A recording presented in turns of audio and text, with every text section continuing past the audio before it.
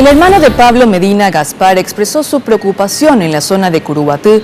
Dijo que como comunicador ya tiene miedo de expresarse y acusa directamente al gobierno nacional de ocurrir otro homicidio como el ocurrido con su hermano. Con relación a amenazas, confirmó que decidió ya no realizar su programa de radio por temor a represalias. Sostuvo además que el Estado no le ofrece a él ni a su familia custodia policial. Para el fin de semana se prevé una gran marcha en Curuguatí a favor de la seguridad. Lastimosamente no sabemos dónde pisar, es decir, se apodera de nosotros el miedo, porque no sabemos a quién confiar. Lastimosamente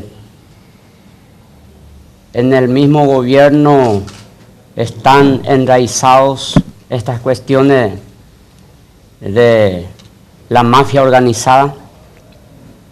Por lo tanto, vine aquí para romper un poco el silencio.